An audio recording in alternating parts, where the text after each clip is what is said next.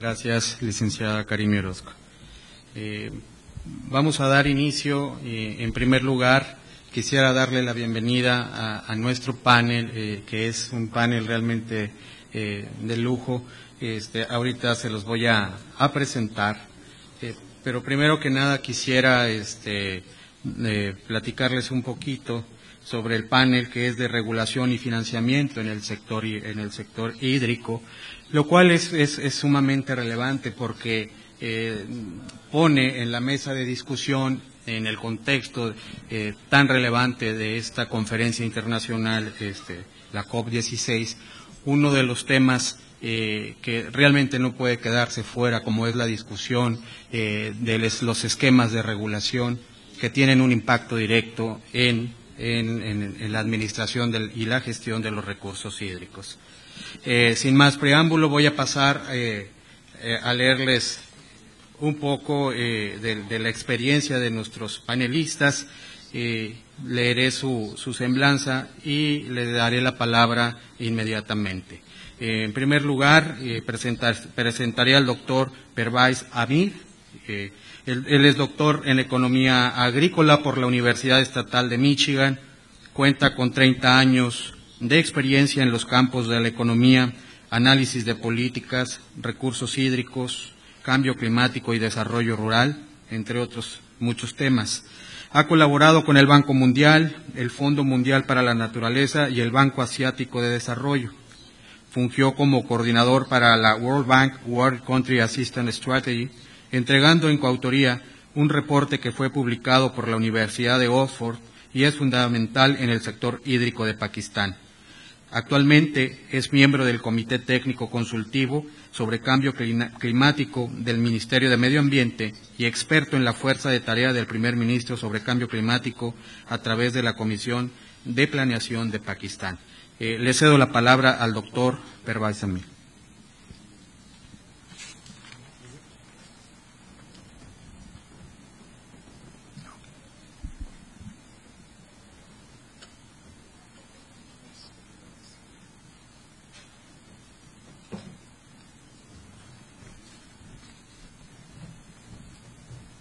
Thank you very much, Mr. Chairman. Ladies and gentlemen, it's a great pleasure to be here this afternoon. I'm going to spend the next 8-10 minutes covering the case of South Asia and sharing with you some of our experiences of 6 countries, which unfortunately are sort of in the midst of climate change fallout, as you will see. Can I have the first slide, please? Slide. Okay, the storyline for today is South Asia's relevant experience. I will cover that briefly. It's basically these 6 countries are water stressed and high climate change fallouts. The total population is about 1.44 billion of these 6 countries. That's about 30% of the world's population. Supply versus demand imbalance, I will emphasize that there's tend to be an overemphasis on the supply side, on infrastructure and things like that, and relatively a lesser emphasis on demand. I think that will feed back into what Dr. South will also say later on.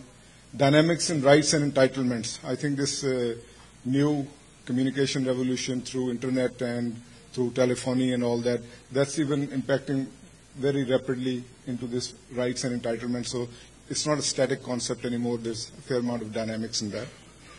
Water is a flow and not a stock. Generally, in terms of economics for a public good, you try to look at it as a stock. Water is unique in the sense that unless it's stored somewhere, even there it sort of tends to vanish very quickly through ET and other issues that relate even in storage. So take it as a stock. Can you go back, please, sir? Not finished yet. Can you go back? One more? Okay. Yes, this one. So go a little slow.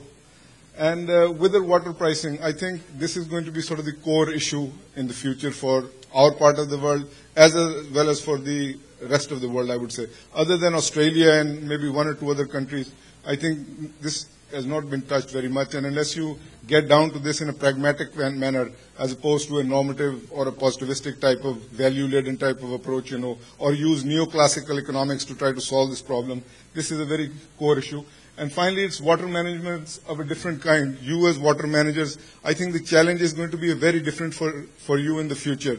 It's not the traditional water manager, you become a water engineer or public health person, and then you think that you can play a very dominant role in this. It's a multiplicity of skills that you'll probably be required for that. So that's the storyline. If you miss anything else, hopefully you'll take some of these messages back. Next slide, please. Okay, I don't have a pointer here, but adaptation in water sources. If you look at water, it's going to be in different forms. Climate change affects it in terms of snowpacks. Where I come from, we have the second tallest peaks in the world. Out of the top 7 peaks in the world, that's in the region of Himalaya and Karakoram, after K2, which is also in the Himalaya, by the way. So it's water which is kept as a stock. That's where it's packed. Then it's in the river flow system. Okay, you have this. Thank you. This one? Wait a minute. Okay. You have water stored as a stock in the hydropower sector, very important for a developing economy like ours in South Asia. You have water for habitats, water in the delta levees, water in terms of its quality. I mean, there's a lot of water which is stored here. It's saline or waterlogged, that's never used. Then you have water usage, lot of substitution. I think what climate change is going to do in terms of adaptation, it's going to be a lot of substitution in water. 80% of water generally is in the agriculture sector. So anytime you want to talk about using water, regulating water, the only place you can take out water is from agriculture. There's no other place to take it out. Industry in our parts of the world is maybe 5 or 10%. Drinking is about 4%. Environment, we generally don't give that much consideration anyway, although there are minimum flows about 10%. They're always put on paper, but they're seldom issued. So it's agriculture. Anytime you want to take out water, it's going to be out of agriculture, and that's the political economy is very, very tough when you want to touch water out of agriculture. And then you have obviously groundwater. It's a storage. With the current state of affairs in terms of the cost of pumping water, this is not a very promising area. You can store a lot of water. We had a recent flood in Pakistan, 35 million acre feet of water going out into the sea, maybe another 10 million acre feet going down into the subsurface storage. But then pumping it out with these energy costs is extremely difficult. I mean, it's always say you have more water, but that's really not water which you can effectively utilize. Then you have droughts, agriculture. These are, I think, it's when you talk about financing or you want to talk about regulation, please look at these 8 sectors, these subsectors which are going to be affected by climate change. So just don't talk about water in general as per se. It is these 8 sectors which I think are important. Next slide. Okay, my coverage is quickly going to be on regulations, financing, rights and entitlements. I'll focus a lot on this rights and entitlements because that's where a lot of the issues are. You cannot get into these regulations and financing unless you sort out the traditional rights and entitlements. Rights and responsibilities, I think this is one of the other areas which the conveners of this panel, they are very keen to know is that, okay, you might have rights, but the question is, do you also have responsibilities? Traditionally in our economies, people only talk about rights, they never talk about responsibilities. So we'll touch that later. And the right and wrong questions. What are really the right questions you ask over the next 10 to 15 years in this medium to long-term perspective? And what are the wrong questions you ask? We'll touch on that also. Next, please. Okay, just to give you an idea, this is out of Maplecroft 2010, only 2 weeks earlier. This is the Climate Change Vulnerability Index. I would like you to note this down, those who are not aware of this Maplecroft ranking. You can look up Mexico, you can look up Venezuela, you can look up any country in that atlas. It just came out 2 weeks earlier. The unfortunate part is these were the rankings in 2009, 2010. Bangladesh was number 12. Now it is ranked number 1 in the world. It's South Asia. India was ranked 56. Now India is ranked number 2, again in South Asia. Pakistan was ranked 29th. It is ranked number 16th, again in South Asia. So, lot of the game of vulnerability, the severity, and it's not because we recently had floods. It's just because you have a larger number of populations, the per capita investments that would be required over time in that particular area, that's what's really increasing the ranking of these countries. So these, I think, the top 4 countries in the world right now, they tend to belong mostly into the area of South Asia. So South Asia is a very critical area when it comes to climate change, very critical when it comes to water and water stresses. Next, please. I think on regulation, as I was saying, that the supply side creating more water for human and environmental use, that's where a lot of the attention is always. Put another dam, that's good for you. Go for the wetlands, that's even better. We talk about the supply side, and economists are fairly comfortable with that, and so is the World Bank and the engineers and all that. Okay, increase the supply. It's not an indefinite supply. If in our case, we are expecting that over the next 50 years, we'll lose 40% of our water through glaciers. No more water as the glaciers sort of start melting. They're receding very rapidly, and that is already visible to us. Ability to regulate storage, surface versus ground.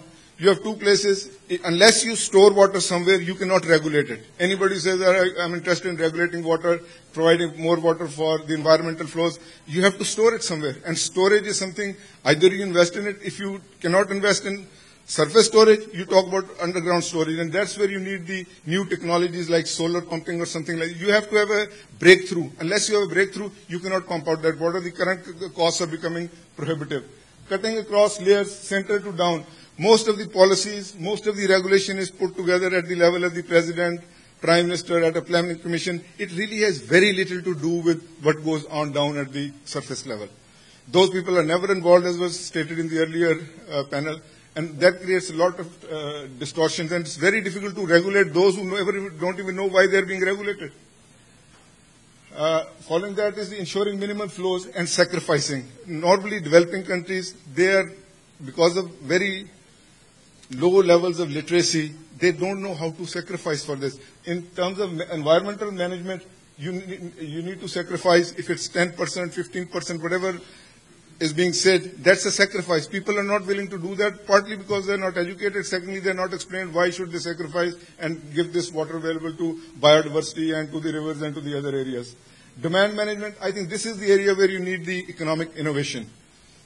Very little has been done in this particular area. As I mentioned, yes, Australia, but by and large, demand management is left over. So those who are in the academia, those who want to make a big name in this, I think it's water demand management. The tools are there. It's just simply finding ways to apply them in an effective manner.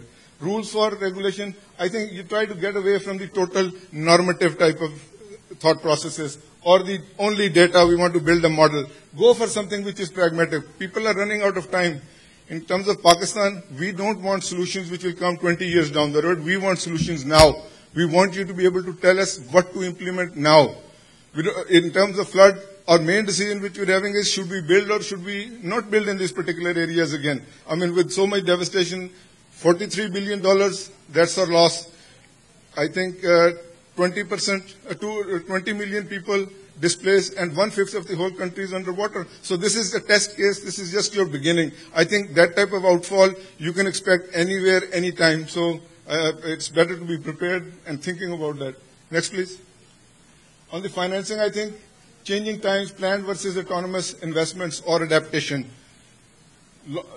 Business in Pakistan only, it's about $60 billion. We're out in the market for $60 billion to upgrade our infrastructure. And that's the same case with other countries like Nepal, Bangladesh. Everybody's in the market. We want more money. We want to become more water secure and less water stress in that area. Solutions are both in the area of hardware and software. I think what we are saying is, before you put in the hardware, please make investments and please help us with the software. I know Brazil, I know Mexico, a lot of other countries have very good institutions, just like this one, the platform you're providing. That experience needs to be shared. The instruments for financing, there are about 35 of them. I don't want to go into the detail. A lot of them are restricted to the developed countries. There are 4 or 5 instruments which you can take and you can apply for financing. The question of bond which was brought in the morning, I think it's the innovation in terms of pragmatism. What really can be done in those areas as opposed to very theoretical concepts which really don't work under the corporate sector. I think this is going to be an emerging sector which is going to come up and join in the partnerships. And water governance and transparency, this is the weak and stinking point of this whole thing. A lot of people don't want to invest in the water sector. The trust for the World Bank, some of the other institutions is down. People are worried that, okay, we are going to get locked in. This is an area where people need to get back in, set out the rules. When climate change sets in, what are the rules for water governance and transparency? What is the international level of, minimum level of transparency you are expecting from countries, developing countries in the South Asia? Next, please. It's rights and entitlements. These are not very sophisticated people, on these donkeys. But these are the people where the rights and entitlements start. If you own an acre or a hectare of land, your right to water is tied with that hectare of land. Nobody on earth, the religion, the sociology, the economics cannot touch that right. That's right there. That right is there for 5,000 years. So if you want to change that, it's very closely tied to this land. A person in the urban area has no rights. He can buy water, he can have access to water, but he has no entitlements. The entitlements are primarily tied to land in this part of the world. Next, please. Historical and religious safeguarded highest murder rate on water disputes. If you want to look at the statistics, why are people murdered in countries like Pakistan? The reason is primarily water. People will fight till the end when it comes to water. That's sort of the notion and the importance of water. I already talked about water as a flow and not a stock. Revisiting and negotiating, lacking tools. I think we need to go back. The traditional tools under climate change may not work at all. We have a treaty with India. Pakistan has a treaty with India. We are now very seriously starting to think that can that treaty hold when climate change is going to set in at full blast? Maybe a lot of the tools and a lot of the treaties which exist, they simply will not be able to withstand. User-friendly framework that people understand. For God's sake, let's try to simplify. It's not that complicated, folks. Simplify just the 3-4 main things we need to do. When you talk about a framework, you make it even more complicated, and the countries over there where you throw it over, they're not able to implement a lot of what is said at these international forums. Next. Rights and responsibilities, asserting responsibilities. I think it's very important now that those who finance, they should also assert the responsibilities that these are your responsibilities. If you're going to take them, we are only willing to finance these projects if these responsibilities are met. Declining cost of communication, I think this is an area which needs to be taken advantage. Internalizing the costs and benefits, paying back for nature's gift. I think those who have access to water, there is a ethical reasoning by which we can say that you need to pay back for this nature's gift. Sharing benefits, the virtual water content. Internationally, for the regulation and financing, unless we can put together very clearly what is the virtual content of water. If you want to produce 1 kilogram of beef, it's taking you, I don't know, X kilograms of water or X liters of water. We need to justify and rationalize that. Unless that's clearly rationalized, it's very difficult for countries to trade and talk about pricing. Developing countries convenes among differential users. I think there are, you need to develop sets of equations for different types of users. And the substitutions also take place in these areas. Next. I think, this is John Mellor, myself, with the president of Pakistan. We need different types of managers. You cannot have the traditional, as I said, the manager. People who will come from the ground, they know the realities inside out. Then they can come and they can sit and negotiate with people like this, bring in their case, and then get a decision over there which they can go back and implement. Otherwise, we have 90% policies out of which only maybe 2% are implemented. They are very good documents which get stopped, they never get implemented. So you can give us very good financial structures, regulatory mechanisms, but if they are not implemented, they are not of much use. Next. Water managers for climate change, I think it's re-equipping and changing the perspective. Water economics and political economy. Anybody you train out of water, if you don't train him in political economy, you're wasting your time, whether it's an engineer, a sociologist, or anything like that. Water is very political, as somebody made the comment. Rewarding politicians with votes. Politicians are not interested with what water does. If people get water, they don't get water. Politicians want to have a very clear signal. If you invest time and effort and money into water, does it generate votes? We as managers, we have to explain that to them as well as to our people who we represent, whether it's the NGOs, the civil society or that it has to translate into votes. If it doesn't, it's of no interest. There are many other things to do rather than worry about water and climate change, And I think we're coming to the end. Positioning for investment and benefit sharing. Any project which is done exclusively without consideration of benefit sharing of the stakeholders is not flying today. So I think the World Bank is coining this concept. It's very important that you start building in the concept of benefit sharing into your work. And thinking one step ahead. I think the dynamics requires that with climate change setting in, we start thinking one step ahead, how we're going to keep ahead of climate change. Otherwise, it's a losing proposition. Thank you.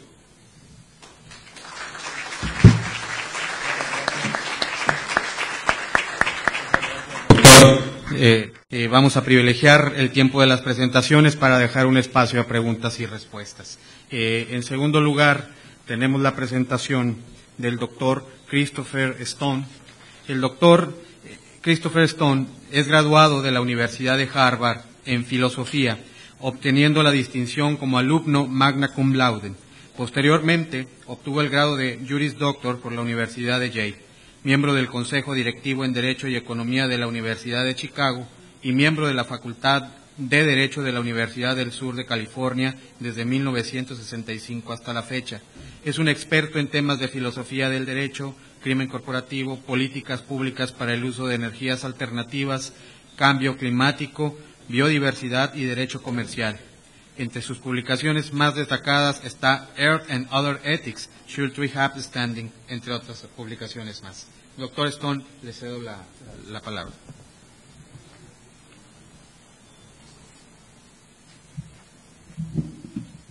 I want to start by just thanking the conveners of this conference, CONAGUA and the others. The problem of water availability, of the availability of water in usable form, is going to be the most serious crisis, I believe, or provoke some of the worst crises of this century. I don't have to lecture you people on that. The fact that you're here tells me that you all appreciate the problems and recognize that some steps have to be done, as Dr. Amir says right now. We face some way of, we're assuming we have to adapt to dwindling supplies. It's not just the dwindling supply of water in terms of quantity, but the timing of the supply of water is very important.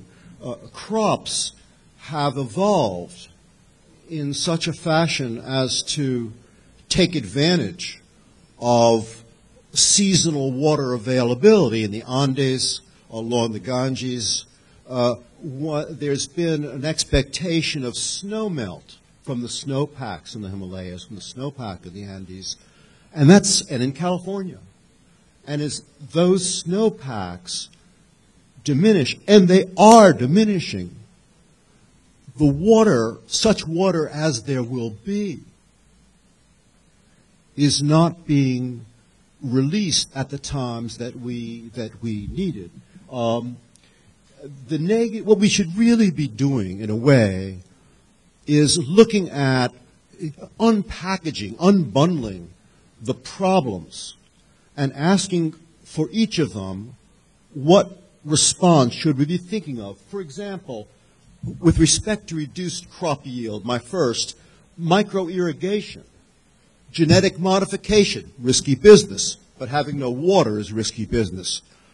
The liberalization of trade, in agriculture in particular, the Doha round of trade negotiations has stalled, and it's most significant for sort of virtual trading of water. For example, in Egypt, to produce 1,000 Egyptian soil not being the best for wheat, but in Egypt to produce a bushel of wheat requires 1,000 bushels of water.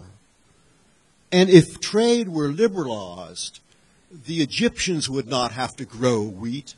Wheat could be grown in other countries whose environments are more productive, and trade could take place in such a manner as to reduce the impact that we presently foresee. With respect to each of these, loss of property values, coastal zones, most of the most expensive housing, all typically around the world, and in hotels in Cancun, are on the sea because it's sort of glorious to look out and see the sea, but people may be seeing the sea come up around their ankles. The property goes down.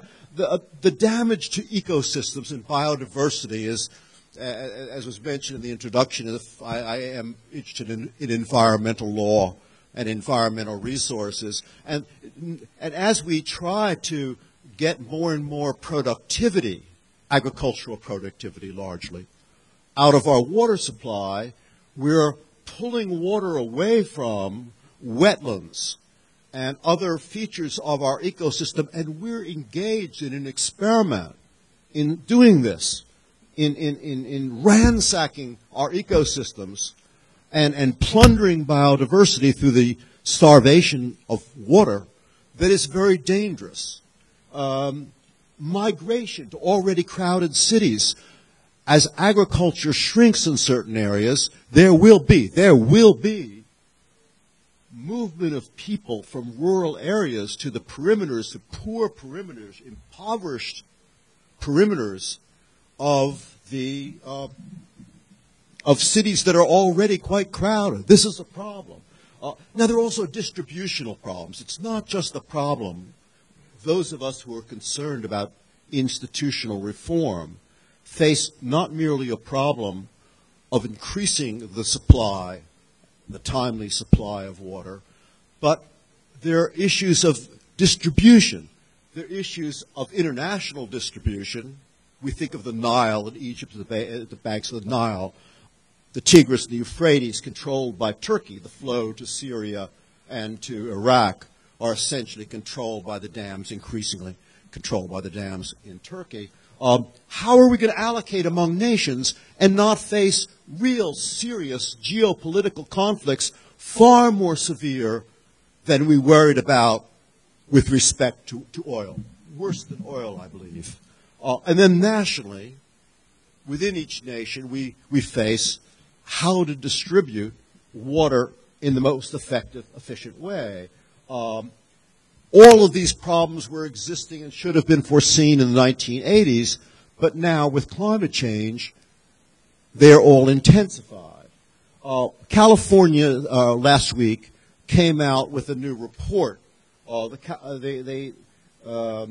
They recommended a climate risk council that is establishing a governmental unit which would gather data and coordinate activity, coordinate across the federal and state and municipal boundaries.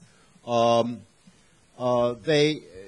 want to lay a foundation for addressing 3 threats they identified.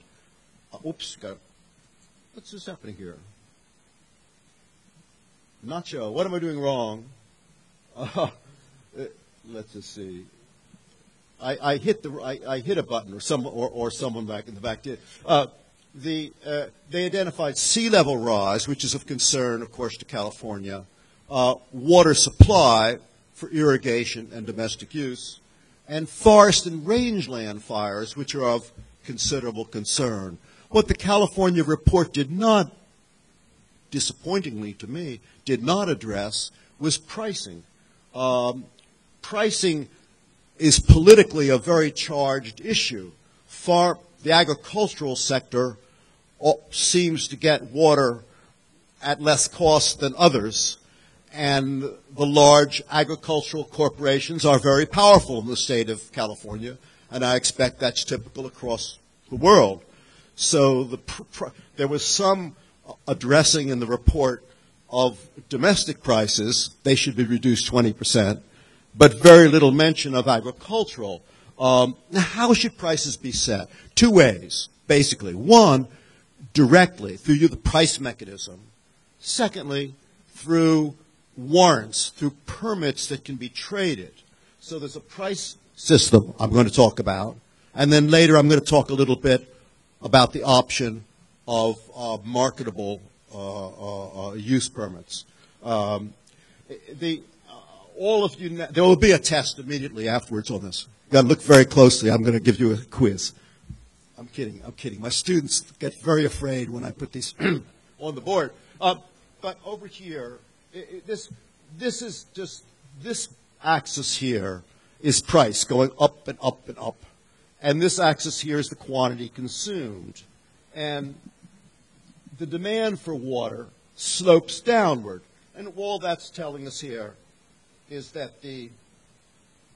as the price gets cheaper, the use increases. If the price is very high, there's less demand. So the lower the price, it's just saying, the greater the demand.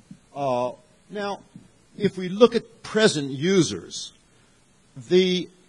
what consumers are now paying is what this slide is talking about. That's where that's the cost to the consumer when I use water, when I wash my car, when a farmer irrigates his field. That's the marginal cost to the consumer right now. But that gives us this price, and that quantity gets used. That's where the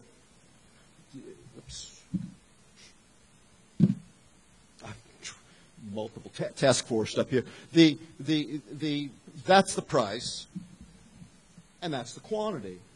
But if we charged users of water the full social costs of the water they are using, the marginal cost to society, which would include not just at least include the expenses of delivering water, but would also be sensitive to the opportunity costs of the water as presently being used, and would take into account ecological losses, the real cost we should be looking at is this here. And all you have to remember about this chart is that it's saying we're overusing water. This is where we should be using water.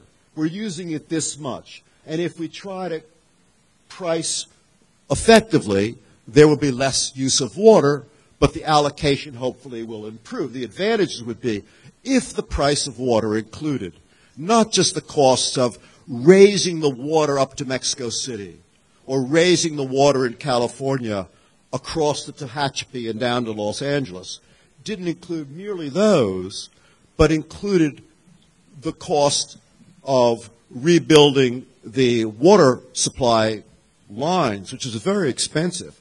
Most of them aren't thought about today because they're old and have been paid for by the 1950s or 1980s.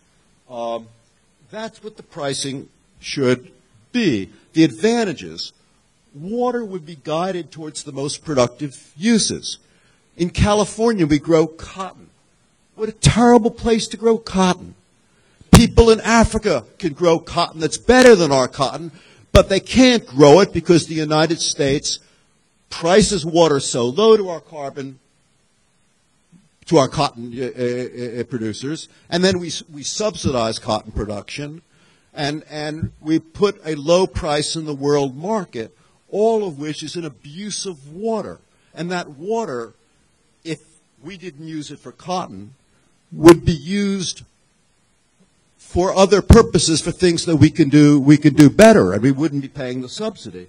And that's sort of typical. There would be an incentive to conserve usage and repair leaks. If everybody pays the same price for water, there's no reason to go and replace the leaks. Across the world, a lot of water is lost just from leakage. If water were fully priced, it would make competitive alternative modes of water supply, of recharging water, of recapturing water, of recycling water.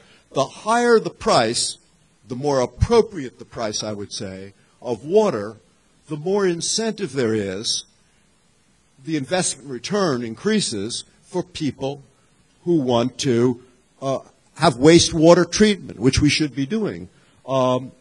Now, instead of centrally administered prices, we can use we could use water permits, and I'll get into that. Water is complicated. I think one reason why we make water seem so complicated is because it is pretty complicated, unavoidably so. It's almost universally underpriced. It has some public goods features. Water, when we consume it, we think, well, that's a private good, like an apple, like a banana. One consumes it, it's private, a benefit. But the water supply system is also good for flood control. Health.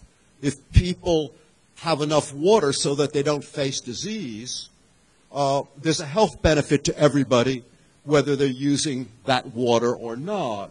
So there's got to be some adjustment for the public goods features. And water can be consumed multiple times. An apple, you eat it, that's it. But water can be used by one person on a river and then returned to the river, often in a slightly diminished quantity, but often of a quality that makes it still useful, and that makes pricing and dealing with it hard. And the capital costs are huge. The capital costs of a water delivery system, even as utilities go, is very, very heavy relative to the cost of just delivering a unit of water. The price regulators tend to ignore the scarcity value of water. They ignore it. They think about the price of how expensive is it to move this liter of water from point A to point B, and that's it. And not thinking that our groundwater supplies across the world are shrinking. The river availability is shrinking. And water is also essential. Some amount of water is essential to agriculture. Some amount is essential to human existence. But we don't know how much. So we have to to have water rights that were mentioned earlier, to have water rights, we have to figure out, I'll get to this, a right to how much water. The World Bank says 1.1 billion people lack access to sufficient clean water. I put an asterisk after sufficient to remind myself that can't quite be in a way. I mean, they're living. I don't mean to be crude. I don't mean this crudely, but there's something when we say sufficient, there's some judgment as to how much the water there should be. The World Bank talks about 40 liters within 200 meters. I was very puzzled by this. More poor households have electricity than have water in-house. I gather from the Conagua staff that that's true also in Mexico, that people who can elect one or the other service tend to elect more often electricity than water, which has to be accounted for in somehow. But there is this correlation with poverty, that the over 70% of those who lack access to water are the poor. And it's not just that they have bad water for cooking and bad water for consumption, but even bad water to wash. The World Bank points out that water is a matter of dignity. Water to wash is a matter of dignity. People who can't wash feel that they don't smell right. And that's a terrible thing, that they should have a bad image of themselves because they can't get water. So we have to, in some manner, account in pricing of water for some assurances that the poor at least have their dignity and hopefully their health. The poor, perversely, frequently pay more. This is an astonishing thing, isn't it? More than the rich. Because the rich tend to live congregated in areas where everybody can hook up to the water supply, and the poor are in more remote rural areas. And their water, they have to buy from a water supplier who's bought from another water guy who originally bought from the pipe. And the price goes up all the way along the line. And this is widespread. The price can be 5 or 10 times as much per liter. Now, one thing that can be done is to have block tariffs. And a block tariff looks like this. Here, I don't know what country this is here. This is Durban. Yeah. If you look here, the water, yes, Durban. The water is free. The first, it looks to me like 5 liters, cubic meters per month is free. Everybody gets it. You've got to get that. That corresponds to a right to water. You've got a right to that amount. And then the price, but that won't pay for the system. That's not going to cover the costs of the system. So people who use more and tend to be wealthier, they step up. Here it goes up to about 5 times as much after 25 meters. You see, it keeps going up. Here's a real steep increase at Dakar. It starts relatively low. It's not nothing. But as the water use increases, the price goes up.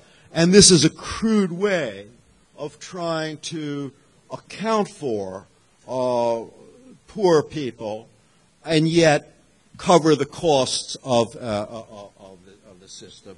The water pricing can be done by marketable quantities as well as by pricing. Suppose there are 4 people. I've got 4 people here living along a river.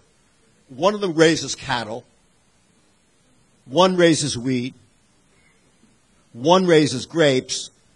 And the other is using water, as was done early in California, for gold. Now, the water marketing system says, here goes the water. Here it comes. Good. And then the allocation in an allocation system might go like this. The priority is to the cattle guy, the person on with that plot of land. Then number 2 to the wheat guy. Number 3 for gold. And number 4 for the grape grower. Now, these assignments work something like this. In a period of drought, the guy who owns number 1 gets the first 10,000 acre feet. That's how it's sometimes measured, the amount of water required to flood an acre. The cattle guy's getting 10,000. The wheat guy gets next between 10 and 20. If there's over 10,000 acre feet available, he gets between 10 and 20. The gold guy gets between 20 and 40. There's still more water. And finally, the grape guy gets everything over 40. Now, does this make sense? We don't know. But that's the beauty of it. If they can trade, let's suppose that the value of cattle has gone down. Probably grapes has gone up in California. The grape people want that marginal water to go to the grape guy, or want the marginal water invested in wheat. All that has to happen is the cattle guy can say to the wheat guy, says to the cattle guy, look, you've got 10,000 acre feet. I can use them better. People will pay me for wheat. If I get that extra water, I'll make more money from that extra water than you would make from your cattle, and I'll pay you for it. And that becomes the foundation for a market establishment of an efficient water system. This is done in climate change, the trading of carbon emission permits, and it's also done in a field I happen to have worked in more than water, fishing. In fishing rights, these sorts of tradable permits have been experimented with. Now, Michael Hanneman could not come here, my colleague from Berkeley, who's really a wonderful water expert, and I, with his permission, made up 2 slides based on some of his work. He says with respect to Australia, which he studied, that water markets per se, even with these market permits, aren't an adequate response to water scarcity because water rights have to be reformed. Water rights are very, very complicated because unlike fish and unlike the carbon, water, the value of water depends on the time of delivery and the quality of it. And all of these different attributes of the demand have to be tailored in some manner so that people not only trade markets for water, but markets for water in February, markets for potable, domestic drinkable water in June. And that's going to be hard, but I think that's got to be done. And Michael says, and I agree here, that some of the share has to be dedicated to environmental purposes. So you'll have some of these certificates in the hands of farmers and some in the hands of the state as overseer, as trustee of the environment. He feels that the water market transactions presently are too short term. You can't do it on a year-by-year basis because farmers have to plan ahead. That grape grower generally thinks 5 years ahead. It takes that long to get the grapes, the stock up. So the marketable certificates have to have some time period, which is an effective time period, and he wants a broader portfolio of transferable rights. That's what I was talking about in terms of some people have looked for this risk and some have another risk, and that's all can be priced out in a market. And then California, and I think in most places in the world, lacks essential data. We don't know how much water is being used in the state of California. We don't know who's using it. We know major users, but there are diversions from rivers, and we don't know how much is being diverted by smaller consumers who, in any given case, are small consumers, but in the aggregate are significant. With respect to riparian states, 58 in Latin America, there are 58 nationally shared drainage basins, though the Amazon and the Rio de la Plata account for most of that flow. There aren't quite the underlying tensions that one finds in the Jordan River between Israel and the West Bank and Israel and Jordan, but there still are, I assume, some tensions. And there are many ways to share water, have been talked about.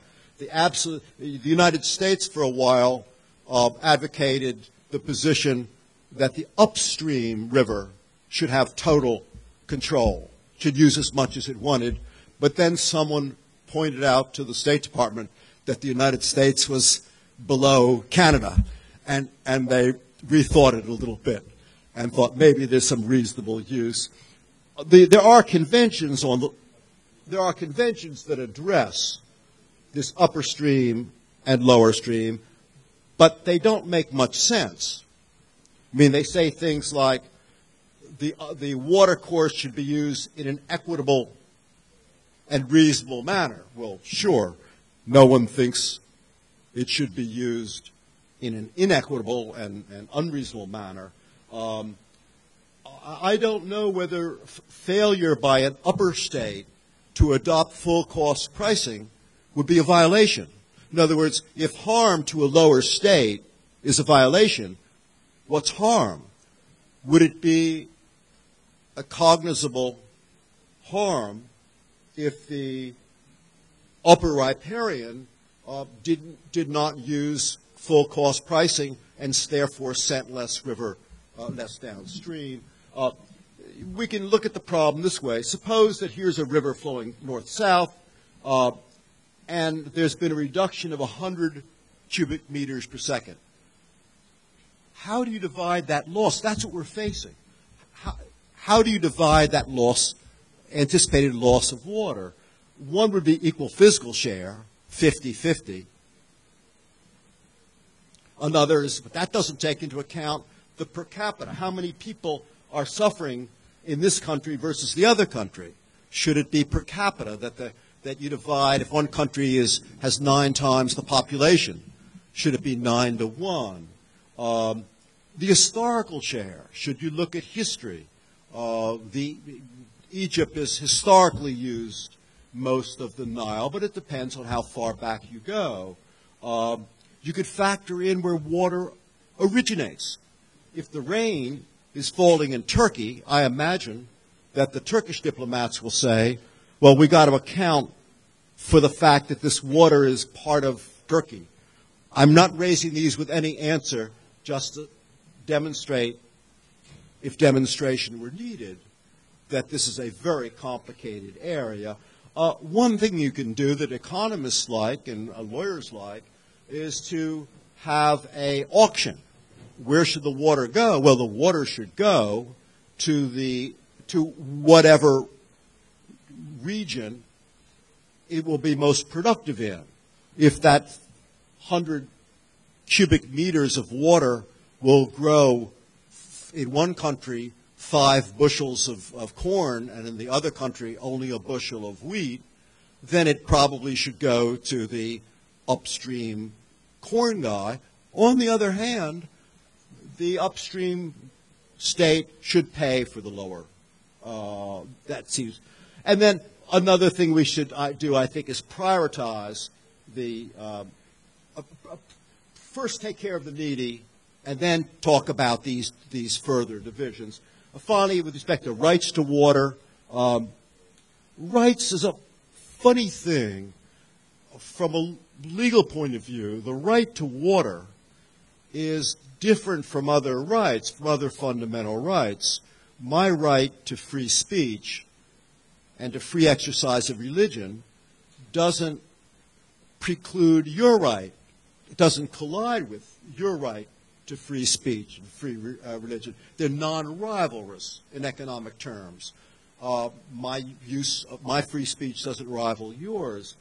But when you get to a positive right to water, water is limited. It's not like speech. The uses are rivalrous. The more we give to poor people, the less there will be for less poor people. At some point, that becomes significant. The more water you consume, the less for me. And to how much water? If there's to be a right to water, to how much? The World Health Organization and the World Bank both have estimates of what they feel is needed. They're certainly hardly being generous. And if there is to be a right, is it to be tradable?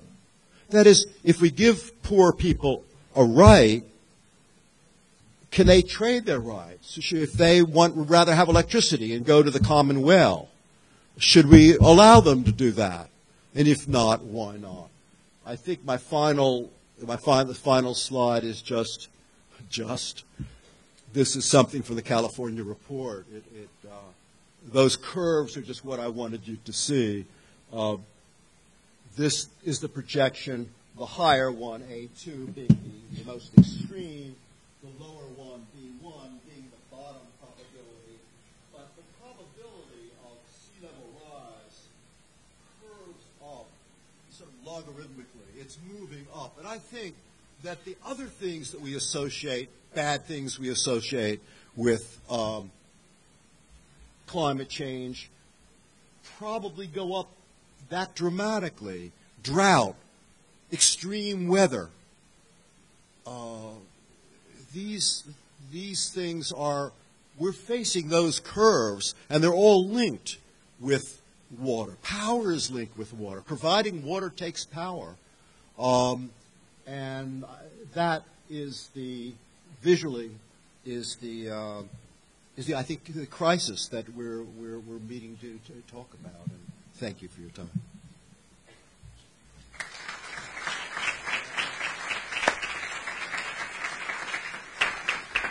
Bueno, muchas gracias, doctor Christopher Stone, por su presentación.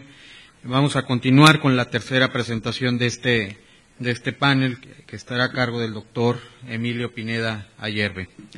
El doctor Emilio Pineda actualmente es director general en la Subsecretaría de Ingresos, es graduado de la licenciatura en Economía del Instituto Tecnológico Autónomo de México, el ITAM, y doctor en Economía Política por la Universidad de Columbia. Anteriormente se desempeñó como director general adjunto en la Coordinación de Asesores del Secretario de Hacienda, donde participó en trabajos conducentes a la creación de un mercado de bonos de carbono para América del Norte. Durante 5 años se desempeñó como economista del Fondo Monetario Internacional, primero en la Oficina Independiente de Evaluación y posteriormente en el Departamento del Hemisferio Occidental. Tiene la palabra el doctor Emilio Pineda. Muy buenas tardes tengan ustedes. Antes que nada, un sincero agradecimiento por la invitación a este importante foro. Muchísimas gracias. Trataré de ser breve y la presentación a grandes rasgos tiene el objetivo de resumir cuáles son los instrumentos fundamentalmente fiscales con los que cuenta el gobierno mexicano para inducir un uso racional y sostenible de los recursos hídricos de nuestro país y también para recaudar recursos para apoyar las importantes inversiones que son necesarias en este sector, ¿no? Y dejaré algunas reflexiones de cuáles son las direcciones en las que probablemente se podría pensar hacia adelante en moverse cuando hubiese los consensos necesarios. A ver. yours. ¿Con cuál? ¿Es con este o con este con el que tengo que apretar? This one? Soy un mal mago, yo no logro que esto.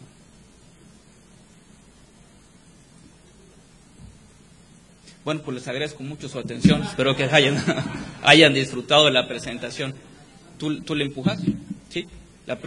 ¿Allá anda? No me hagan esas bromas, hombre, qué barbaridad. No, todavía sigue sin andar, ¿eh? Ah, tú la cambias. La próxima lámina, por favor. ¿La próxima? Bueno, muy bien, muchas gracias. En esta primera lámina describo a grandes rasgos cuáles son estos instrumentos a los que me hacía referencia anteriormente, ¿no? El primero de ellos, y el más importante, son los derechos de uso de aguas nacionales. Este es el principal precio que confrontan los consumidores de agua en nuestro país. Se recaudan alrededor de 3/4 partes de los ingresos provenientes de agua a través de este derecho. Posteriormente, haciendo comentarios más particulares sobre cada uno de ellos. El segundo derecho son los derechos de descargas de aguas residuales, que están más vinculados a la externalidad negativa de la contaminación. Buscan ponerle un precio a las descargas de agua según el nivel de contaminación y el cuerpo de agua donde se descarguen. Tercero son los aprovechamientos para la prestación de servicios públicos en materia hídrica. Y cuarto, que no es estrictamente un precio que esté vinculado directamente con el agua, pero tiene un impacto muy importante en la explotación de los recursos hídricos de nuestro país, son las tarifas para el servicio de suministro de electricidad en el sector agrícola. En su conjunto, todos estos instrumentos en principio nos deberían dar la oportunidad para inducir el uso racional del agua, internalizando aquellas externalidades como la contaminación o la sobreexplotación. En su conjunto podríamos pensar que estas herramientas deberían permitirnos llevarnos hacia una explotación más racional. Y adicionalmente, estos instrumentos pueden proveer de muy importantes recursos para llevar a cabo las inversiones que ya son indispensables y de las que no nos vamos a librar, costos de adaptación, etcétera. Siguiente lámina, por favor. El primero de los derechos, que es el derecho de uso de aguas nacionales, como ya mencioné, es el derecho más importante que hay, es el principal precio.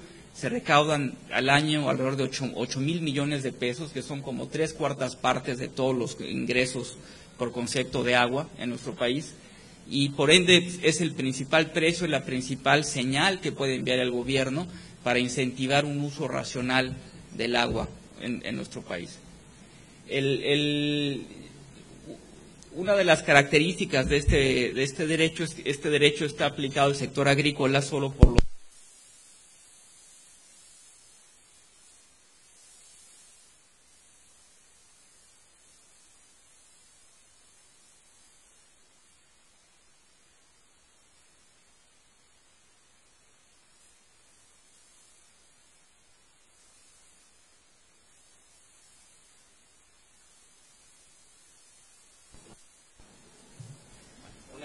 por las dos interrupciones en la presentación.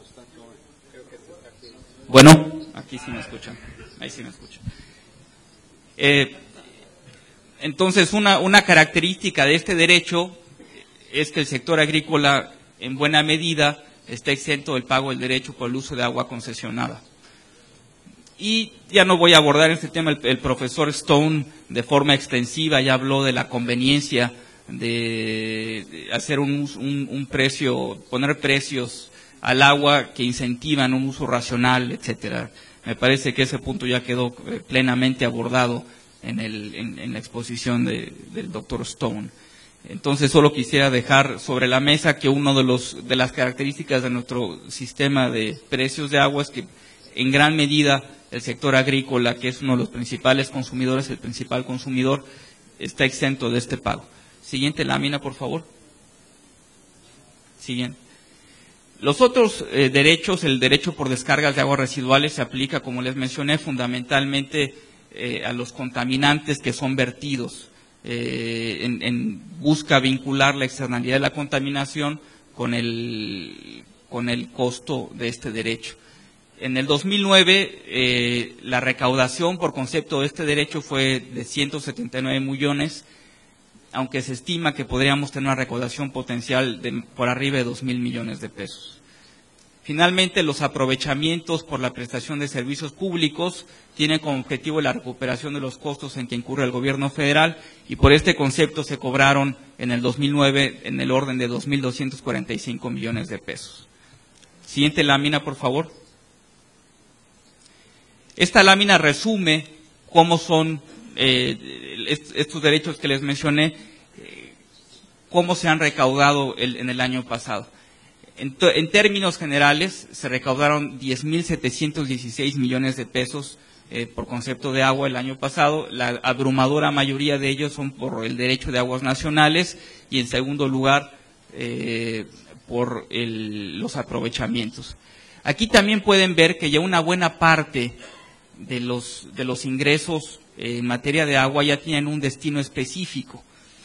Alrededor de 4,000, casi 5,000 millones de pesos de los derechos de agua ya están destinados en forma específica al mismo sector.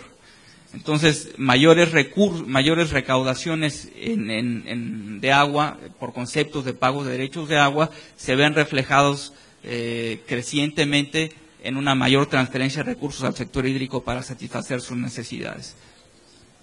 Siguiente lámina, por favor. Y aquí el objetivo de este panel es, en buena medida, ver de dónde sacamos recursos para poder financiar las crecientes necesidades de adaptación y de inversión en materia hídrica que tenemos en el país. Y una fuente potencial que tenemos es que recaudemos mejor lo que ya tenemos derecho a cobrar. En realidad, la recaudación por concepto de agua en México ha bajado en los últimos años y en buena medida eso se debe a una baja eficiencia recaudatoria. Siguiente lámina, por favor. Aquí se ve una estimación de cuánto podría ser el potencial recaudatorio si se cobraran con todos los derechos que tenemos ahora sin ningún cambio de política. Y esto se estima que puede ascender al orden de 25,000 millones de pesos. Esto es una fuente muy importante de recursos potenciales adicionales para invertir en el propio sector. Son del orden de 11,000, 12,000 millones de pesos adicionales que se podrían estar invirtiendo en el sector, confrontando las amplias y cuantiosas necesidades de inversión, ¿no?, para la adaptación. Siguiente lámina, por favor.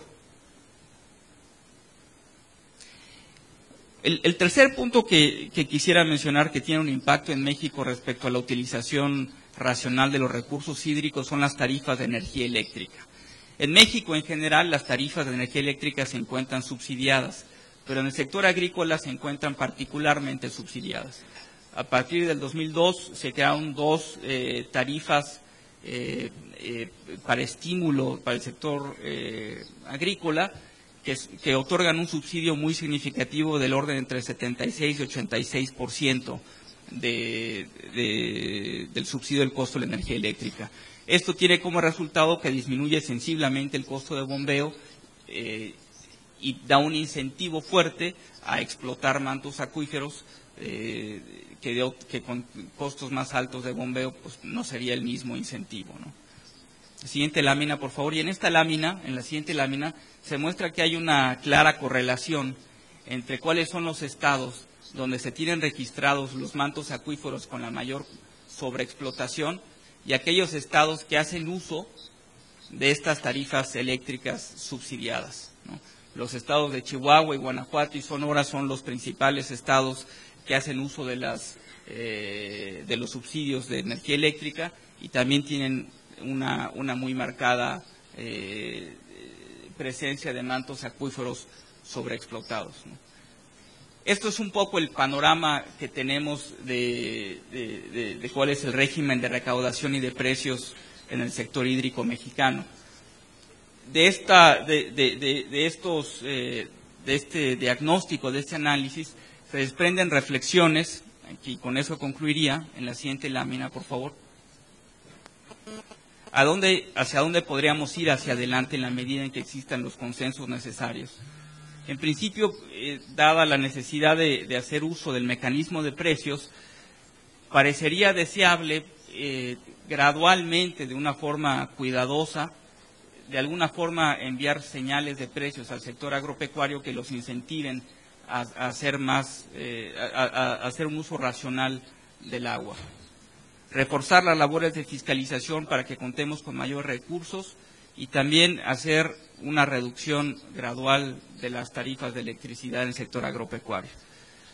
Todos estos son decisiones difíciles, son decisiones que afectan a sectores muy sensibles de la economía y que no se pueden tomar a la ligera. Tienen que ser con mucho cuidado, con mucha prudencia y estableciendo mecanismos para compensar a aquellos que se pudiesen ver afectados con estas medidas, ¿no? Es algo que no se puede, seguramente no se podrá implementar en el corto plazo, pero vale la pena ponerlo en la mesa de la discusión para que hacia futuro, en la creación de un régimen donde tengamos una explotación sostenible y racional del agua en nuestro país, alguno de estos elementos pudiera estar contemplado y formar parte de él. Y aquí termino mi presentación. Muchas gracias. Por la presentación del doctor Emilio Pineda. Vamos a concluir esta primera ronda de exposiciones de los panelistas y vamos a concluir con la presentación del doctor Ricardo Samaniego. Es licenciado en Economía por el ITAM, maestro y candidato a doctor en Economía por la Universidad de Chicago. Actualmente es el director del Centro de Economía Aplicada y Políticas Públicas del ITAM y profesor investigador asociado del Centro de Políticas Públicas de la misma institución. En el sector público, es actualmente consejero profesional de Pemex Refinación y presidente del Comité de Estrategia e Inversiones del propio organismo. Asimismo, ha ocupado diversos cargos en la Administración Pública Federal, en la Secretaría de Energía y en la Comisión Federal de Electricidad. Ha sido director general del COPLADE y director general de Administración Financiera del Distrito Federal. Ha publicado diversos ensayos sobre finanzas públicas, comercio internacional, productividad y competitividad, sector energético, economía urbana, gestión ambiental y políticas públicas. Ha trabajado como economista del Fondo Monetario Internacional y consultor del Banco Mundial, del BID y del Programa Nacional de las Naciones Unidas para el Desarrollo. Le cedo la palabra al licenciado Ricardo Samaniego.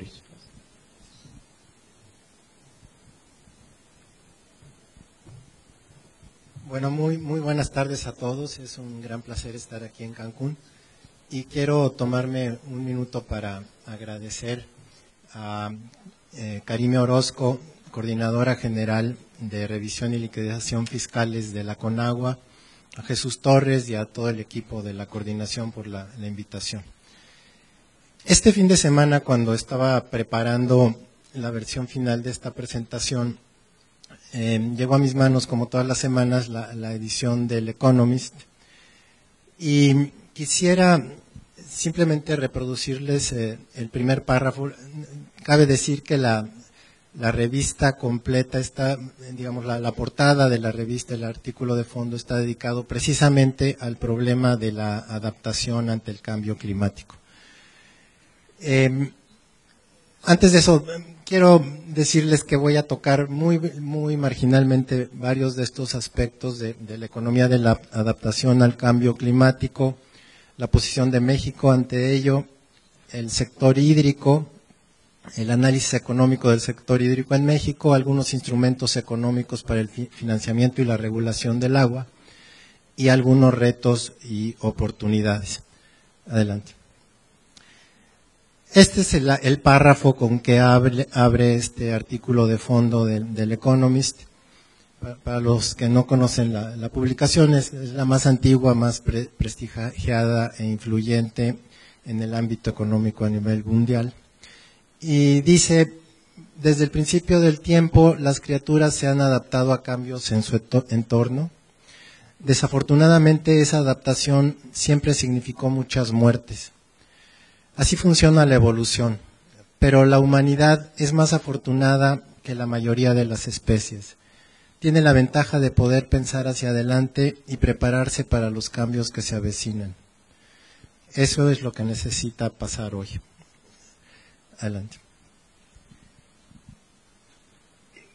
Como se ha mencionado a lo largo de todas las presentaciones en la mañana y hoy en la tarde, Pues básicamente la adaptación al cambio climático quiere decir encontrar formas de vivir con menos agua, mayores temperaturas pico, más altos niveles del mar y patrones climáticos que no favorecen a la agricultura.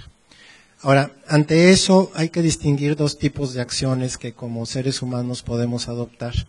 Algunas están básicamente en el ámbito privado. Por ejemplo, la decisión de migrar de un lugar más riesgoso a otro menos riesgoso, pues básicamente es una acción que se toma privadamente. Sin embargo, hay otras acciones que tienen el carácter de decisiones de política pública, porque los bienes que se necesitan para esa adaptación son bienes de naturaleza pública, en un sentido que voy a comentar más adelante. También muchas familias no carecen de los recursos para esta adaptación y entonces el Estado tiene un rol muy importante en ayudarlos y sobre todo en el caso donde estos riesgos vienen de un efecto adverso que ha provocado algún otro grupo de la sociedad. Adelante. También aquí, y esta presentación se las dejo con el equipo de Conagua por si alguien la quiere ver más detenidamente. Voy a tocar básicamente algunos aspectos de cada lámina, por obvio de tiempo, pero un punto importante es que la clasificación entre mitigación, adaptación e impacto, como lo clasifican la mayoría de las instituciones, pues realmente puede ser demasiado simplista.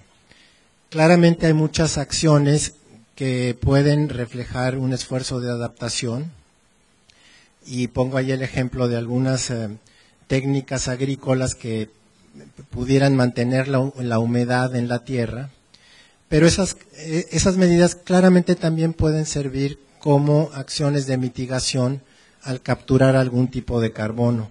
Entonces, en el análisis no es tan fácil decir, bueno, esto es mitigación y esto es adaptación. Siempre tenemos que ir un paso más allá para ver si no hay estas interacciones entre estas medidas. Adelante. También el segundo párrafo de esta lámina me parece de lo más importante. La mejor defensa, digamos, la mejor forma de adaptación que han tenido las naciones es creando riqueza. En realidad los países más prósperos, las ciudades más prósperas, son las que están mejor capacitadas para adaptarse. Entonces, como prescripción de política pública, simplemente tenemos que buscar todo ese paquete de medidas que puedan hacer que México crezca, que México se desarrolle, y esa es la mejor forma de protegernos y adaptarnos para el cambio climático y cualquier otra adversidad. Adelante. En términos de financiamiento, como ustedes saben, hace un año se prometieron 100,000 millones de dólares como flujo anual de ayuda que se materializará plenamente hacia el 2020.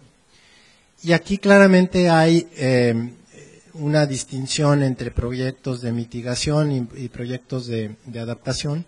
Aún tomando en cuenta lo que les comentaba hace un momento, claramente los proyectos de mitigación son mucho más fáciles de medir. En el sector, por ejemplo, energético, está claro, digamos, cuánto ahorra en términos de emisiones un proyecto solar, etcétera, uno eólico.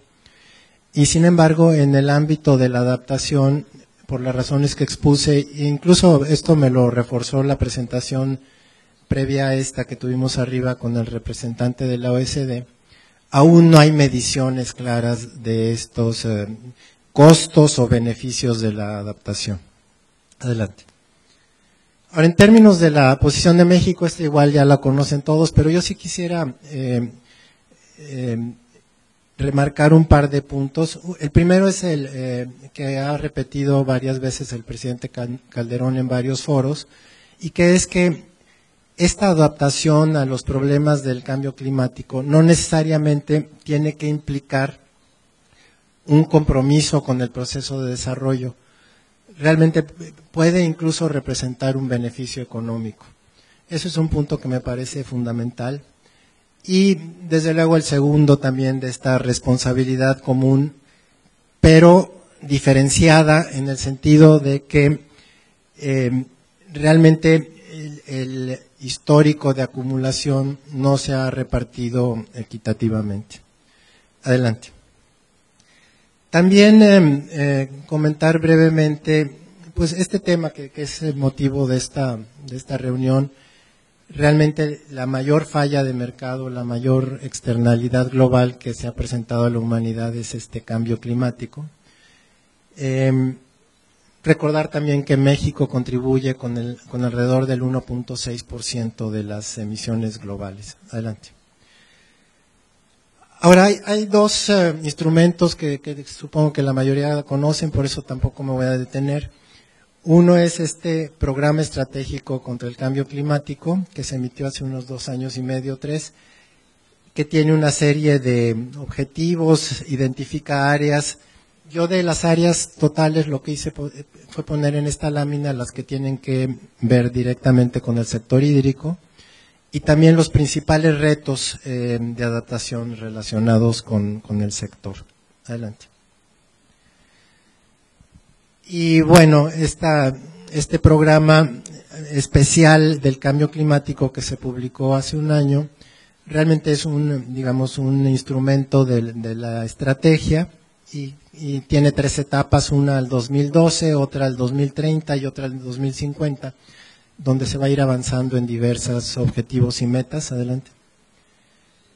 En cuanto al tema de la vulnerabilidad, pues está claro que en México es un riesgo evidente y grande, especialmente en la línea costera, en las zonas inundables, en fin, adelante.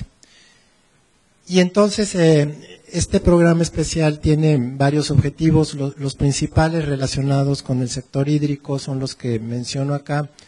El primero tiene que ver con mejorar la disponibilidad del agua, el segundo con fortalecer capacidades de adaptación, el tercero reducir la vulnerabilidad de asentamientos humanos y de infraestructura, el cuarto considera un sistema nacional de observación meteorológica y el quinto profundizar el conocimiento sobre los impactos y la vulnerabilidad de los recursos hídricos. Adelante. En términos de financiamiento, igual México es de los primeros países que recibe fondos del Banco Mundial para estos fines y como saben también están los del Fondo para el Medio Ambiente y un nuevo Fondo Mexicano de Carbono. Adelante. Ahora, en términos de los riesgos, bueno, estas láminas también presentan algunos datos. Grave es este resultado de que México puede sufrir una disminución de entre el 10 y el 20% del escurrimiento del agua en todo el territorio y hasta 40% en los humedales de la costa del Golfo. Esto traería consecuencias que se describen en los siguientes párrafos bastante significativas. Adelante. También en términos de disponibilidad media, pues esta ha venido bajando en las últimas décadas, pero se estima que aún sin efectos severos del cambio climático, hacia el 2050 va a seguir bajando esta disponibilidad. Adelante. Ahora, este es un mapa de la presión actual sobre el recurso hídrico. Los colores más rojos son zonas donde esa presión es mayor que el 80%, es decir que, digamos, el nivel de uso en razón de la descarga es muy alto, de la recarga. Adelante, pero hacia el 2030 esto se va a agravar considerablemente. Pueden ver que buena parte del país ya va a estar en estos rojos intensos que significan una presión muy, muy grave. Adelante. Ahora, en términos del análisis económico, aquí ya se mencionó mucho del tema. Hay que distinguir el agua en diferentes momentos. Por ejemplo, el agua potable entubada que llega a nuestras casas o algunas industrias se pudiera considerar como un bien privado, porque hay características de exclusión, de rivalidad, etcétera. Pero no es un bien privado típico, sino que hay externalidades asociadas a él, por ejemplo, en términos de salud pública, pues claramente el uso del agua nos trae un beneficio a todos, aunque solo algunos otros la consuman. También hay externalidades negativas, es decir, efectos negativos sobre la sociedad, si hay un mal uso o las aguas residuales se contaminan.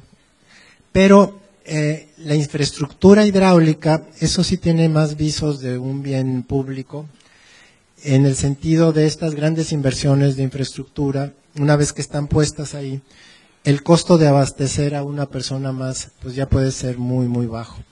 Entonces, todo el tema del financiamiento del agua tiene que partir de un análisis económico que reconozca estas variantes del agua en sus diferentes etapas. La última tiene que ver con los cuerpos de aguas nacionales, tanto superficiales como bajo el agua, digamos, subterráneos, que son claramente bienes que adolecen de un problema que en economía se llama de los bienes o recursos públicos que tienden a ser sobreexplotados. Adelante. Esta es una gráfica que nos proporcionó Conagua, digamos, en la motivación para esta sesión, que básicamente refleja que bajas tarifas de agua lo que implican es que no se evalúa correctamente el agua. Eso conlleva a la sobreexplotación, eso lleva a más necesidades de infraestructura y a un proceso que es insostenible para el financiamiento del agua. Adelante. Y luego viene el tema de la agricultura. Ya Pervé mencionaba que en la mayoría de los países realmente el sector agrícola es el sector, digamos, donde más se usa el agua y donde más podemos hacer cosas para mejorar el panorama hacia adelante. A diferencia de Pervé, lo que yo quiero decir es que aun cuando le dedicáramos la misma cantidad de agua al sector agrícola, se podría usar dentro del propio sector agrícola mucho más eficientemente si se pusieran los precios correctos tanto a las tarifas de bombeo agrícola, como comentaba Emilio, o para el mismo uso del agua. Adelante. Esta es una gráfica de la recaudación. Esta está en términos nominales, pero lo que quería mostrar aquí es que algunos aspectos, digamos, del cobro, como por ejemplo las descargas, ese ha aumentado proporcionalmente con respecto al resto. Ese uso, esas barras azules que son el régimen general, incluyen, y esto lo chequé, por ejemplo, el caso de Pemex. Pemex es un usuario muy grande de agua y paga en ese régimen general casi 1,000 millones de pesos anualmente. Quisiera decirles que en el sector energético hay una posibilidad muy grande de mejorar el uso del agua. Si ustedes ven la Estrategia Nacional de Energía hacia el año 2024, van a encontrar unas gráficas que son pues preocupantes en cierta forma, porque un altísimo porcentaje del agua que se usa en el sector energético es agua dulce, es agua limpia de origen, y entonces creo que ahí hay un margen importante para que se use por lo menos agua reciclada. Adelante. Toda esta mala, digamos, evaluación del agua ha contribuido significativamente a la sobreexplotación de acuíferos. Como ustedes saben, más de 100 acuíferos, alrededor de 104, están en condiciones realmente de gravedad, y eso es más de la mitad del total. Entonces, aquí el problema del mal precio del agua ya se está reflejando muy agudamente en estas sobreexplotaciones. Adelante. Y bueno, esto lo mide, digamos, expresa en algunas líneas esto mismo. Adelante. Y también esta gráfica, la electricidad barata, el agua barata te ha llevado a que el agua no se use eficientemente y se tenga que extraer de más. Adelante. Ahora, esta lámina que preparó el Instituto Nacional de Ecología me parece sumamente ilustrativa de lo mal que estamos usando los precios en términos del bombeo agrícola. El INE calculó el subsidio por decil y noten que el primer decil, o sea, es decir, el 10% más pobre está recibiendo 113 pesos, así, un billete de a 100 más uno de 10 y 3 pesitos, como subsidio anual.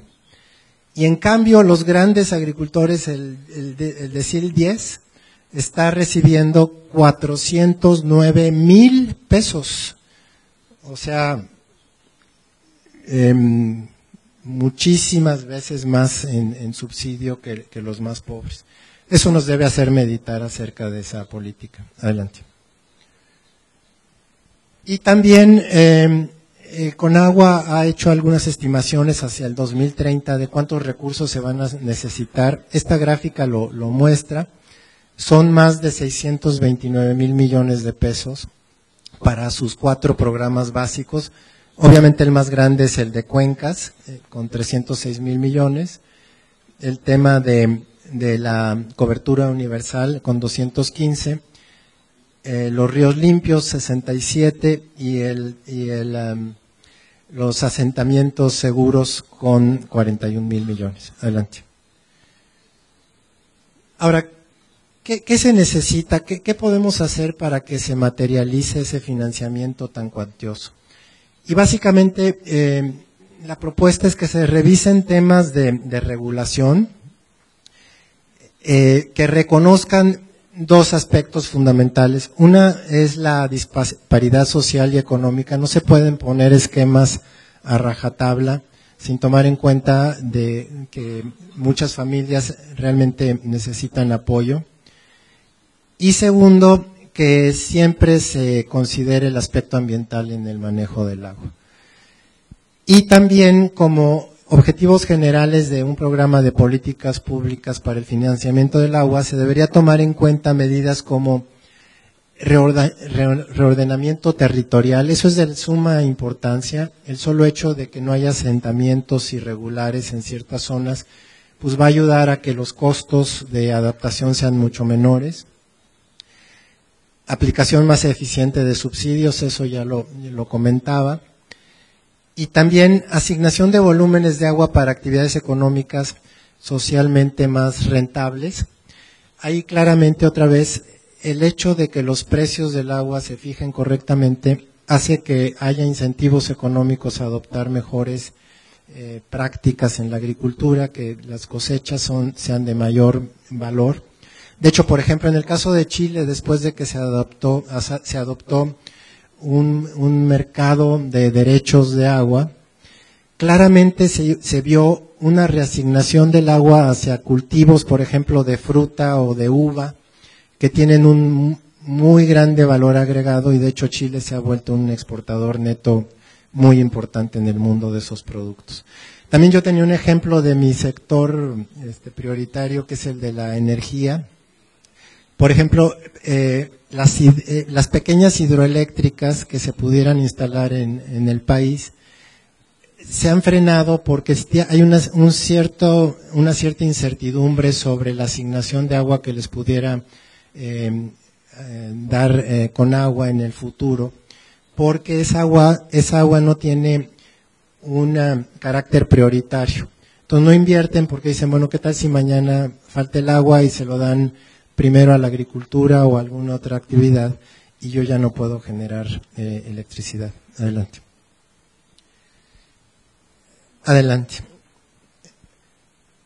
Adelante también. Adelante. Entonces, algunos elementos ya para terminar de qué podría ayudar al financiamiento del agua. Desde luego está este tema de aumentar la eficiencia de la irrigación agrícola, que es un factor de la mayor importancia. Revisar las asignaciones de los derechos de agua, porque hoy en día la asignación total es mayor que la compatible con la preservación de los acuíferos. Entonces, se tiene que reducir eso, pero acompañado de ciertas medidas adicionales. incentivar el cambio de cultivos a los que representen un mayor rendimiento económico, eliminar subsidios al agua agrícola y a las tarifas de bombeo, transparentar y hacer más abierto el mercado actual de derechos de agua. Para que este funcione mejor, digamos, la última modificación a la Ley de Aguas Nacionales ya incorpora más plenamente estos mercados, pero aún hoy en día no están funcionando plenamente por dos factores principales. Uno es el tema de la medición, que todavía falta para tener un claro panorama y un registro correcto de estas transacciones en derechos. Y también quizá, y esto habría que evaluarlo, todavía no tendría yo una respuesta, pero ampliar el ámbito en el que se pueden hacer transacciones con derechos de agua. Pues hoy en día solamente, digamos, la mayoría de estas transacciones tienen que ver con rentas y no traspasos de ese derecho por el uso del agua. Y adelante.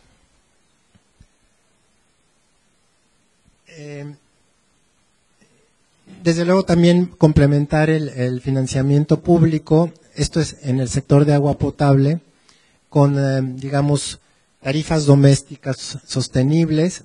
Quiero comentarles, yo trabajé un buen tiempo en el gobierno de la ciudad y cuando introdujimos la medición de agua, que por cierto no la siguieron aplicando a cabalidad, pero está documentado que en el periodo de 1988 a 1994 se cuadruplicó en términos reales la recaudación del agua en el Distrito Federal. Y eso tuvo que ver con una política de medición efectiva del agua y por otro lado de ajustes de tarifas razonables, ¿no? También, como lo comentaba Christopher, es muy importante mantener este bloque inicial subsidiado para los más necesitados. Aquí hay un dato, Christopher. En México, el gasto en agua de los más pobres puede alcanzar entre el 15 y el 30% de su ingreso, por el tema que tú mencionabas de que tienen que comprar el agua de pipas y caminar largas distancias. En cambio, los que sí tienen acceso, pueden pagar entre el 1 y el 4% de su ingreso nada más. Adelante. Finalmente, retos y oportunidades. Yo creo que este tema de la adaptación ciertamente es una gran amenaza, pero por otro lado es una gran oportunidad de mejorar la política pública en nuestros países. Estas inversiones para adaptación, yo pienso que no deben formar un capítulo aparte del financiamiento del desarrollo de los países, sino ser parte integral. Y de hecho deben complementarse, porque es fácil decir, quiero fondos de tal o cual fondo mundial, pero también tenemos que reflexionar en México sobre qué cosas podemos hacer que no necesiten necesariamente de estos fondos en su totalidad. O sea, está claro que sí necesitamos fondos mundiales, pero hay muchas cosas que podemos hacer que realmente no cuestan, montos importantes, como instrumentar en las ciudades, en las aglomeraciones urbanas, un buen sistema de regulación del uso del suelo, mejores prácticas de respeto al Estado de Derecho, en fin, muchas prácticas que realmente no serían costosas. El tema de la eliminación gradual de subsidios a las tarifas eléctricas o el cobro gradual del agua agrícola, creo que son cosas que deberíamos hacer aún si no tuviéramos que adaptarnos al cambio climático. Adelante. Y por último, el último punto de esta lámina es algo que yo quisiera enfatizar. A lo largo de la historia, realmente el proceso de urbanización, como ustedes saben, en el mundo hoy mismo más de la mitad de las personas ya viven en ciudades.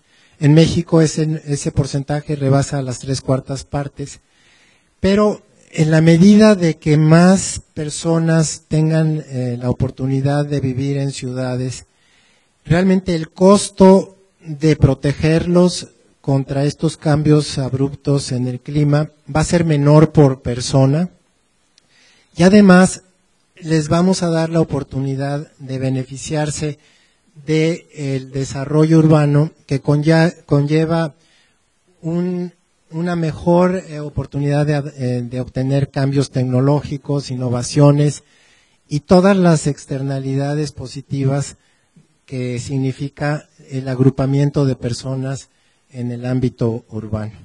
Entonces, con esto pues termino. Muchísimas gracias por la atención.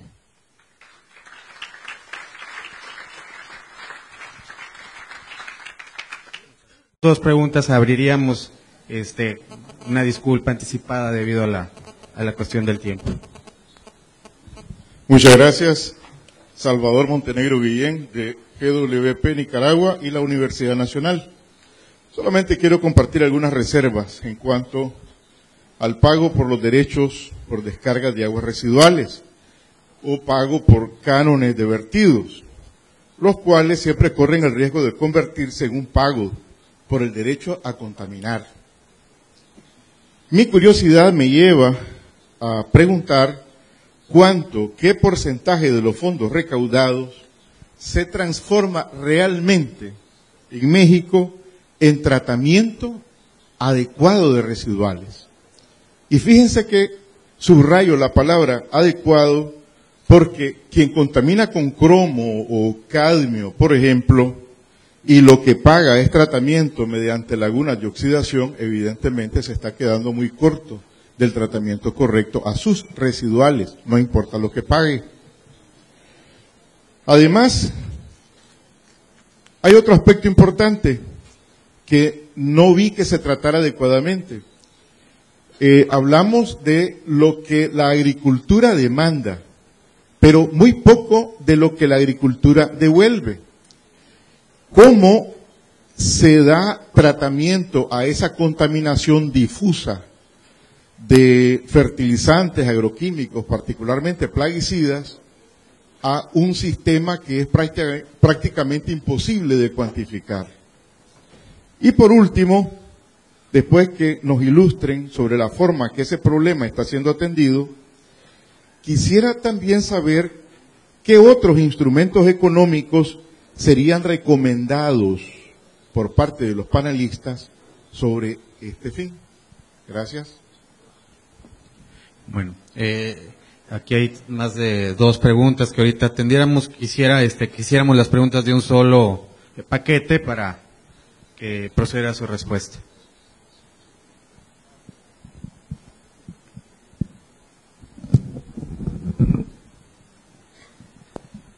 Gracias. Primera es con relación a la modificación de las tarifas eléctricas. Se insistió mucho en que adaptarlas al costo real. Yo haría dos consideraciones. Primero, ¿cuál es el costo real? Habría que ver la competitividad internacional del costo que actualmente tiene la energía en México para que realmente fuera real. Si no, vamos a sacar de competencia, aun cuando hay unas en México, pues es muy... la CFE es clase mundial, pero es clase mundial con ciertos estándares, pero hay que ver la competitividad de CFE contra sus similares.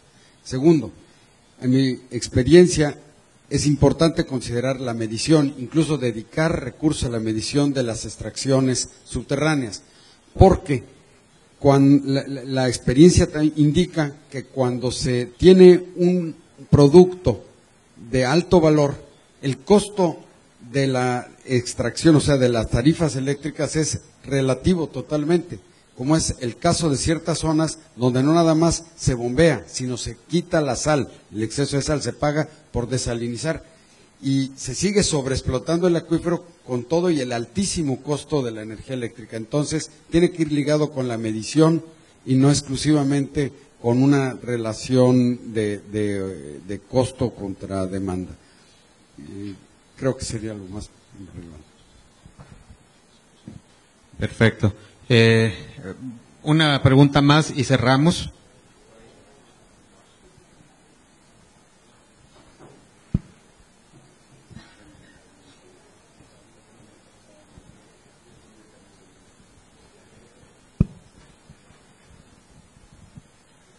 Gracias, buenas tardes. A mí me gustaría hacer, Raúl Saavedra del organismo de Cuenca Frontera Sur, algún comentario para tener claridad sobre la exposición del compañero de Hacienda. Hablaba que los derechos son instrumentos de regulación económica para el uso público del agua. A mí me parece que no es así. Finalmente, la responsabilidad del servicio público del agua está en los municipios, acorde con la Constitución, y entonces las herramientas que pueden regular el consumo del agua tendrían que ser las estructuras tarifarias que aplican los organismos operadores, que son los que prestan el servicio, y en cuyo caso normalmente no se utiliza el derecho como parte de la integración de la propia tarifa. Además, me parece que habría que tener también algún cuidado con la cuestión esta de no simplificar demasiado la parte de la eficiencia recaudatoria. El 2003 efectivamente fue un año en el que se tuvieron recaudaciones muy importantes vía derechos, pero recordemos que la clasificación en cuanto a las disponibilidades en el 2003 también fueron distintas a las que normalmente se han venido dando, es decir, los estados de Chiapas y Tabasco, que son los estados con mayor disponibilidad de agua en el país, en ese entonces pagaron derechos en zonas de disponibilidad 5 y 6 y no en 8 y 9 como actualmente están. Esto lo comento con conocimiento de causa porque en ese entonces yo era director del organismo operador de la capital de Chiapas. Y por otro lado, a mí me parece que hay un tema en el que no estamos siendo sumamente enfáticos. Es decir, hablamos en los esquemas financieros de riesgos hidrometeorológicos que se tienen que atender, sobre todo en términos de protección a centros de población, con inundaciones. Pero la pregunta es, ¿y qué pasa con las sequías? Cuando hay sequías, los costos en los que se incurren para poder aliviar los problemas derivados de estos pueden ser muy altos también. Entonces tendríamos que estar buscando también y valorando instrumentos para la atención de sequías. Gracias. Muy bien. De las tres preguntas, tratando de organizarlas un poco para que los panelistas puedan dar respuesta, pues hay las últimas dos preguntas que tienen una gran vinculación con el tema fiscal de la Secretaría de Hacienda, y la primera pregunta que tiene más que ver con cuestionamientos técnicos y metodológicos para poder pues definir algunos otros instrumentos que existen para incentivar un uso más racional tanto del agua en la agricultura como en la parte de las descargas. Debido al tiempo y para darle la oportunidad a los panelistas que respondan, les pediría que haciendo el uso de la sintetización, pudiéramos, pues en 2 minutos, ¿verdad?, dar respuestas a esta pregunta, y nada más en orden, le cedería la palabra al doctor Emilio para que pudiera, en la medida de lo posible, contestar estas preguntas. Muy bien. Creo que la primera pregunta que claramente, ¿sí suena? Sí. Es el tema del costo de la energía eléctrica. Sin duda, la gradual o potencial eliminación y reducción de subsidios de energía eléctrica tendrán que considerar cuáles son los costos de producción y cómo se comparan estos con otros países, ¿no? Yo creo que nadie propondría que se hiciera una eliminación y reducción de subsidios a costa de quebrar o de volver inviable alguna operación, ¿no?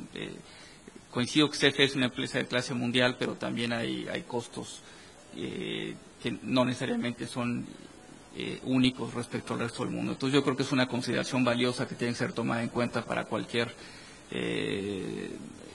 decisión, ¿no?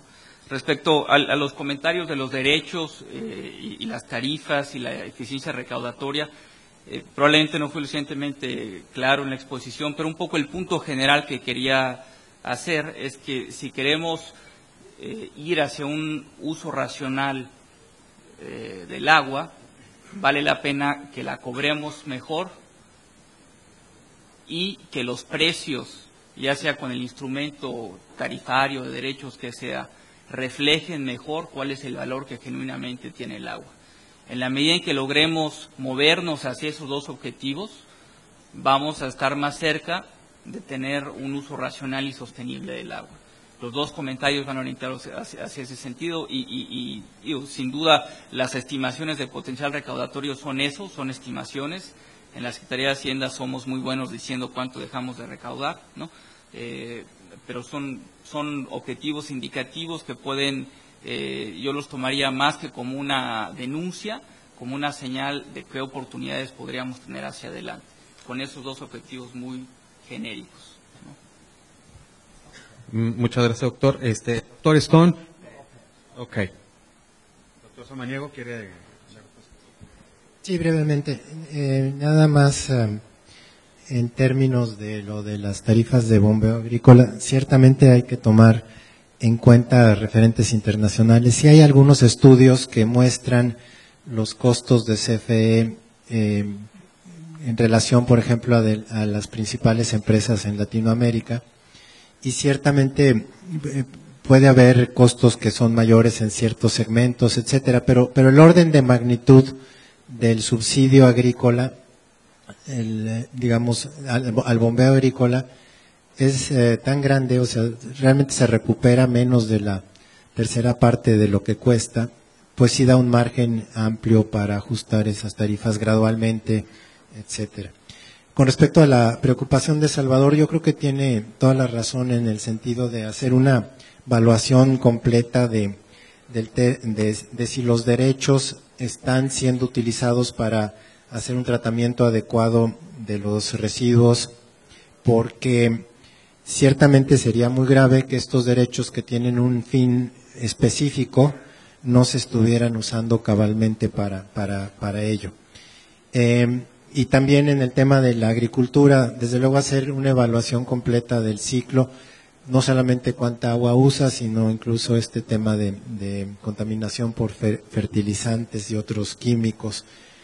Y en cuanto a otros instrumentos, realmente tocamos dos de los instrumentos más importantes que hay en México, el de los derechos y los cobros por agua, y aunque no lo mencionamos muy a fondo, pero también el tema de los mercados de derechos de uso de agua.